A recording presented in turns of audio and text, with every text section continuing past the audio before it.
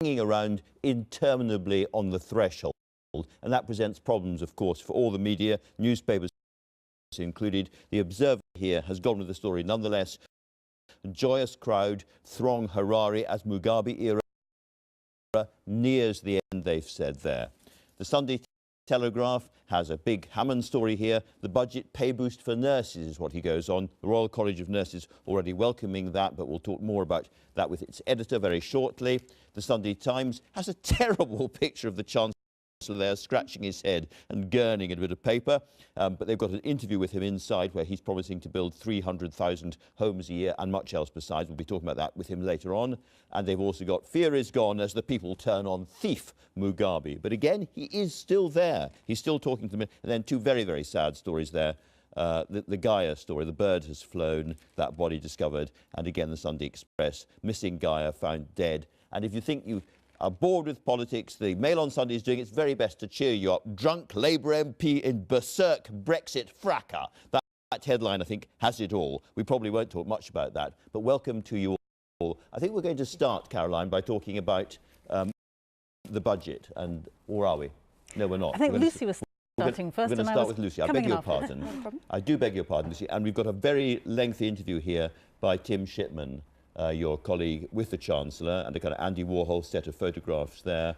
It's a kind of more colourful interview, perhaps, with the Chancellor than we've had for a long time. It is indeed. He rejects the characterisation of him as an Eeyore. It's interesting here. Philip Hammond seems to grasp the problems he's facing. He talks about the need to tell a story about Britain, about the vision post-Brexit, what the country will look like. But equally, this is a man who, asked to describe himself in one word, chose fiscal, also talks about the need for fiscal responsibility. Yeah. Doesn't leave him much manoeuvre room. Absolutely. But the basic criticism of Tory MPs of him has been that this budget has to be a really big moment. It's got to be a turning point for the party. People have to be excited. They have to be energised. And that is not his strong point. It's not. I mean, certainly his party wants that. He's also facing the challenge that Labour has this electoral momentum. There's a sense that the public is weary with austerity. But at the same time, as you mentioned in your introduction, debt remains at 88%. We have sort of weak business investment, falling consumer spending, Brexit uncertainty, and he really has to prove that he can keep a grip on the public finances. Alistair, this cannot be overall a handout budget. It can't be a big fiscal relaxation, can it? No, and I don't think it will be. On the other hand, I think something quite important is going to happen, which is in effect a key plank of austerity is going to be ended. And we're going to see more movement here on public sector pay. And our big story in the Sunday Telegraph is about Hammond finally starting to increase pay for nurses. There's going to be a committee set up which sort of is going to review what they think nurses should get, and Hammond is going to say that there's going to be some money set aside for that. And so, for example, if pay were to go up by 3%, for nurses, that would cost an extra £1 billion. So that's more new money for the NHS. So what I think we can see here is that Hammond is being buffeted from all sides. From the left, there's Corbyn. On the right, they're the free market Brexiteers. You know, the free marketeers want a lot of movement on housing. They want movement on tax and on big vision stuff. But on the left, you've got Corbyn, and you've got people who are quite wary of not getting pay rises and that kind of stuff. And you have selected public sector pay as the issue of movement. And again, in the interview he's given, he says we have to do something about this. People have been waiting for years and years and years of austerity. It's time to change. So he's clearly signalling a change on that. Yes, I mean, we decided to go on that because I think it's a very interesting story. I mean, housing is also a very interesting story, but, you know, it's incremental. We already know that they want to move on housing, but here you've got a shift here, which is on pay. And I think, you know, one of the key planks of Osborne's strategy was, you know, let's reduce public spending as a share of GDP, in part by freezing public sector pay.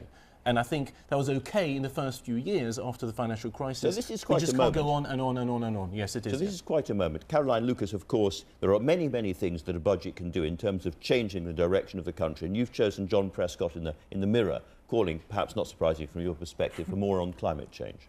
Yes, if I could just say a quick word first on the public sector pay. I do think it's extraordinary it's taken this long for the government to budge on this, because really our public sector is in such crisis. A quarter of nurses now having to find second jobs just to make ends meet. So we absolutely need that emergency budget. We absolutely need the funds into public services. But what John Prescott's talking about in the Mirror is that we need to have a budget for climate change as well. He's talking about the importance of the Office of Budgetary Responsibility factoring in the costs of climate change in the future.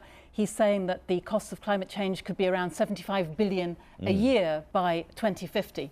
So it's welcome that he's talking about that. But what we also need is a budget that not only factors in the costs of climate change to the economy over time, but has measures in the budget that will bring our emissions down. And I haven't seen much about that yet. Can I ask you about the Green Party's attitude to electric cars? Because that's clearly going to be a big theme of this. We're going to have electric cars all over the country and many more charging points. Is that a good thing for the environment or a bad thing?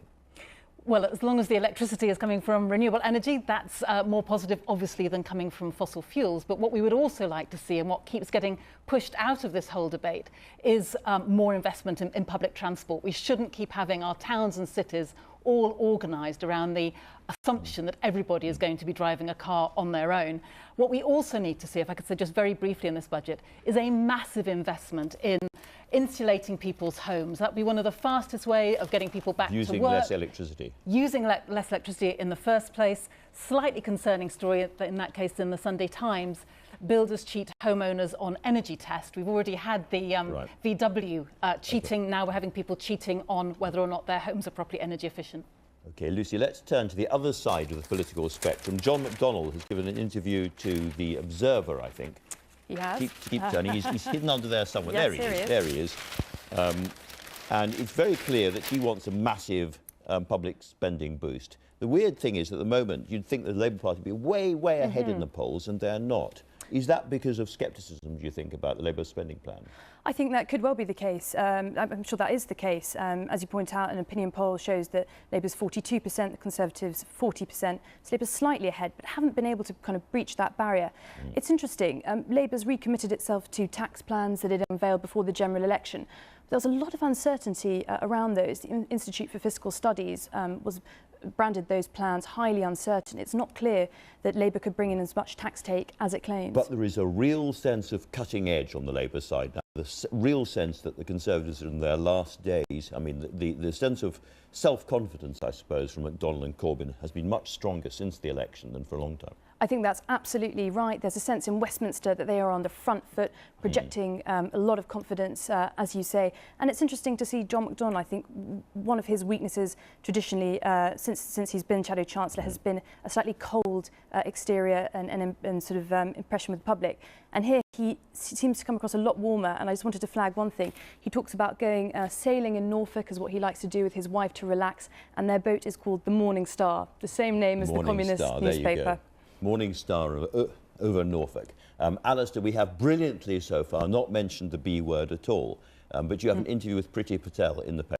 We've got a comment piece by Priti Patel. It's her first media intervention since she stepped down, yes, and it's a very Priti Patel-esque piece, a very well-written piece. What does that mean? Well, I'm going to explain, because I think it's a very Thatcherite piece. It's very much a Vote Leave piece, the kind of visionary pro-Brexit piece which embraces capitalism, free markets, growth, you know, all that sort of stuff. And I think it's coming at the right time, because there's also a line in her piece where she asks the Chancellor to be more visionary. And I think that's the big issue in this budget. So we've been talking about pay, we've been talking about housing, but I think there's a lot of demand for the Chancellor to be visionary, to start to fight back on Labour's own territory, which is to inspire people to say, look, if you vote for us, if you keep us in power, we're going to change the country for the better. We're going to be radical. We understand that a lot of people are upset. So put to one side where he was on the Brexit argument, yes, and, in a sense, and give the same kind of confidence that you're getting from the Brexiteers. That's right, yes. So it's not just about Brexit. Brexit is part of everything, of course, right? I mean, it's all about building a country fit for Brexit. We don't know what the negotiations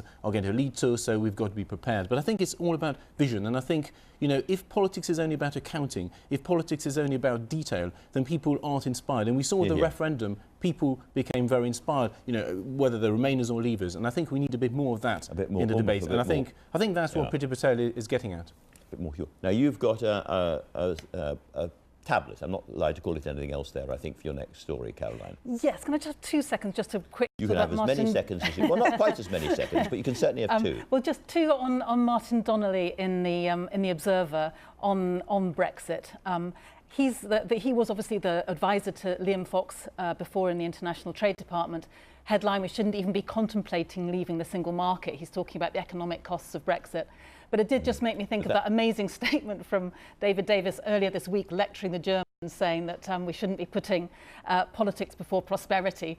I mean, to say that irony is dead, I think, is belied by that statement, because if he hasn't been putting politics before prosperity for the last few months, I don't know what he has been doing. Well, it's interesting how many former civil servants who are always supposed to be impartial in these matters are now entering into this debate. He's left the department. I know, former, yes.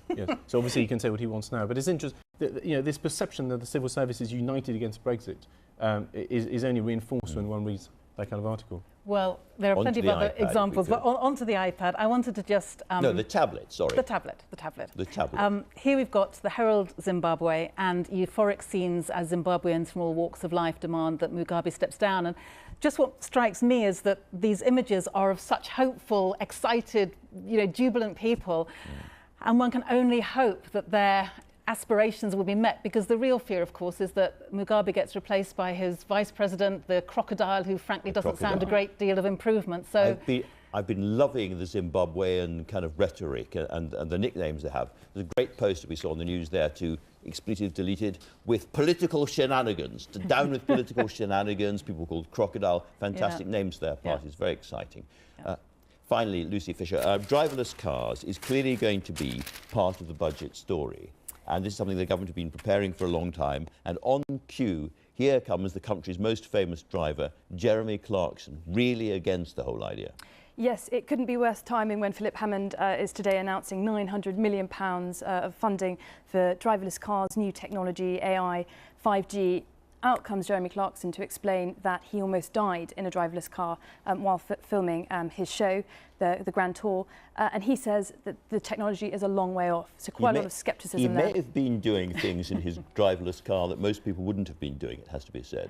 Well, taking it places that most people wouldn't go. He claims it was the M4. The future of motoring shows in the driverless era is also questionable. So I can see his It's pretty boring if there are no drivers. Indeed. They're just going out around, of a job. That's the whole worry about driverless things, isn't it? And Jeremy Clarkson's going to be out of a job if there is a driverless car, so no wonder he's worried. As long as we don't go to driverless political programmes, I'm all right. Thank you all very much indeed for that. And